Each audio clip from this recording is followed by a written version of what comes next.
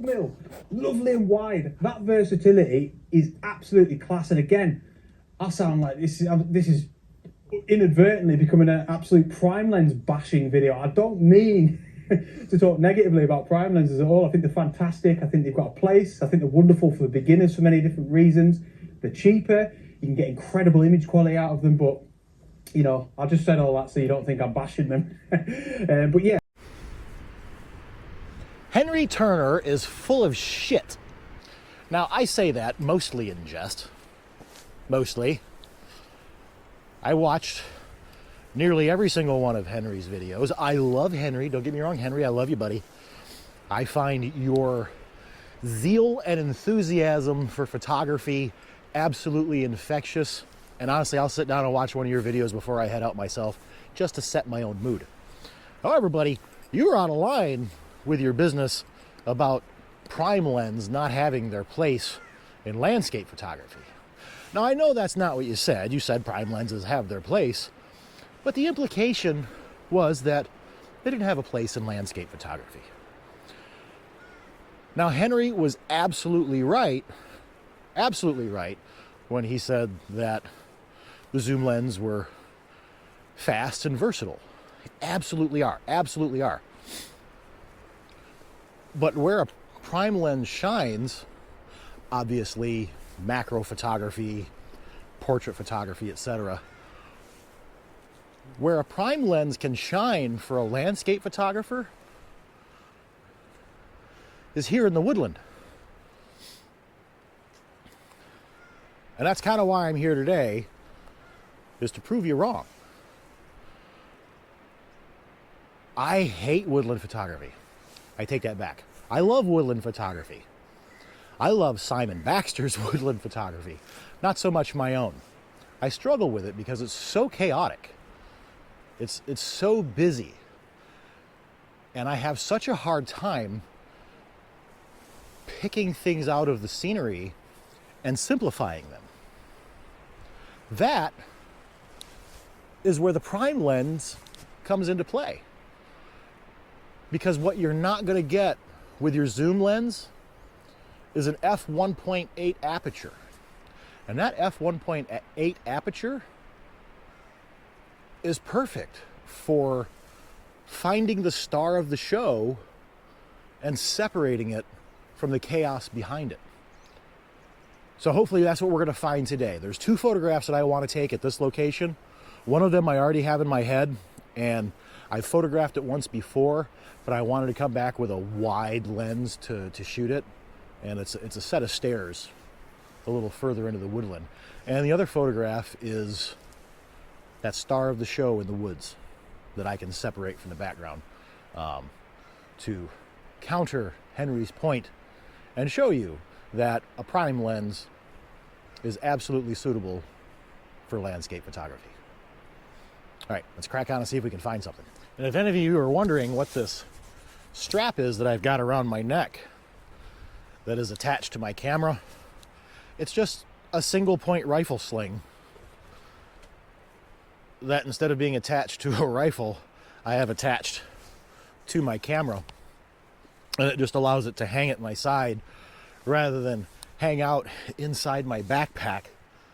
Because what I found is that if I'm cruising through the woods, I'm less likely to give a composition an opportunity to be composed if my camera is in the backpack. I'm not as likely to stop and dig out my camera. So I'm trying this thing with just keeping my camera out and accessible around my neck. That way, if I see something, it's nothing to just bring the camera up to my face and have a quick look. I don't have to stop and dig the camera out of the bag.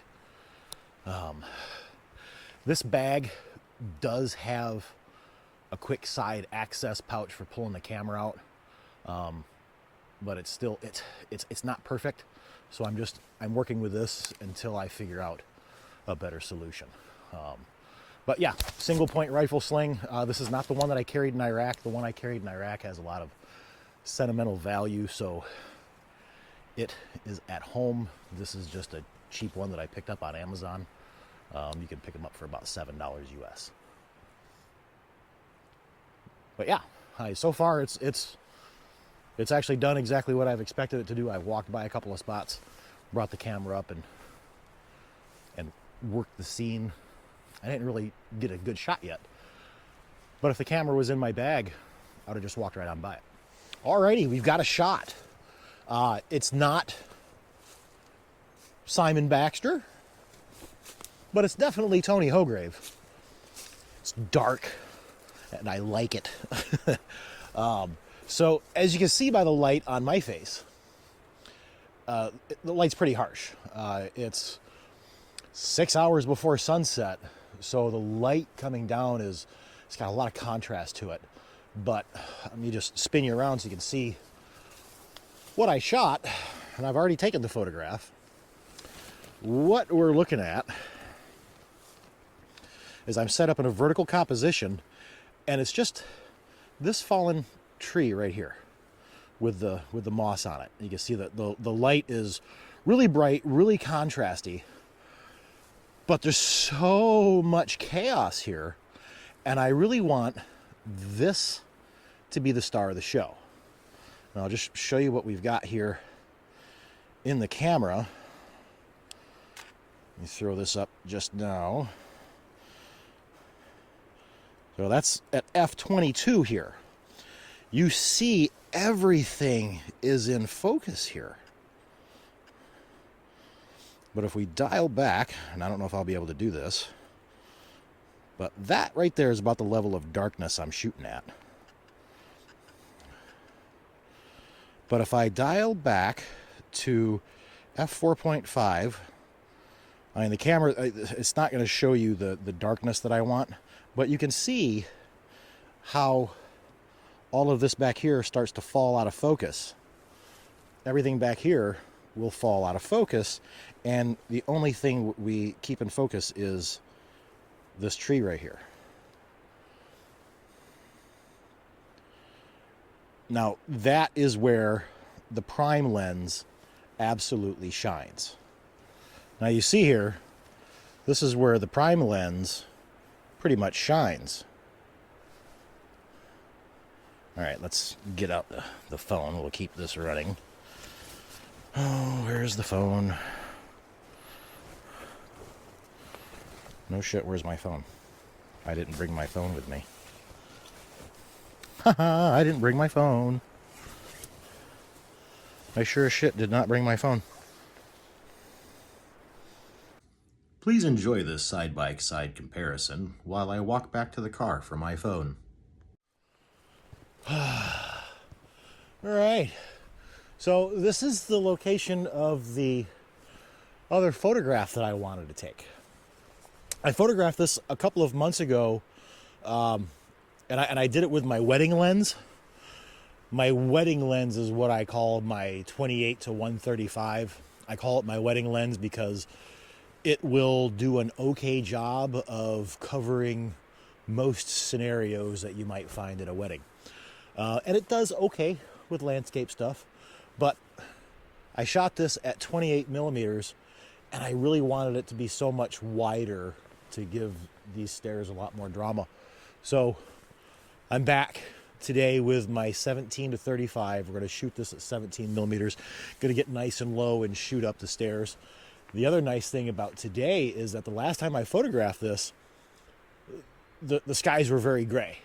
You know, there was just absolute mud in the sky. And at the moment just now, there's absolute bluebird skies. There's no interest up there whatsoever. There isn't a wisp or a hint of a cloud. And it's also probably, 2:30 in the afternoon, if that. 2 o'clock in the afternoon. So it's the light is super, super contrasty. And if you look up the stairs, there's just all sorts of dappled light. So what I'm going to do is I'm going to expose for those highlights and let everything else fall into darkness.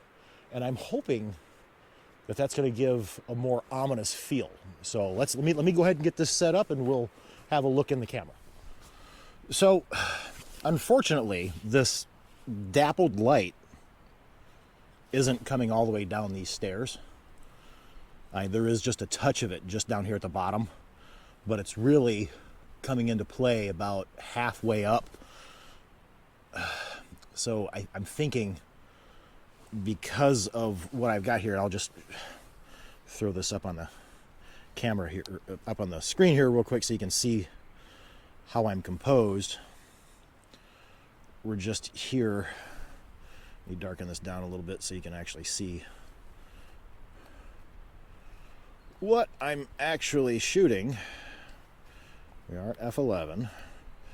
That is about what my exposure is set, and as you can see, the light really isn't coming into play until we get up here. There's a touch of it just there, but it's not doing much for me.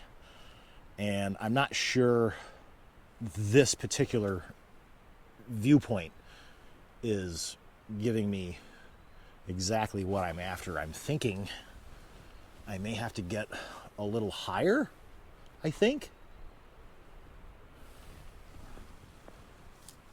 I thought getting down low and shooting up the stairs would make it a little more ominous, but I mean, I'm gonna shoot this, and then I'm gonna play around with a couple of other different compositions and see what we land on.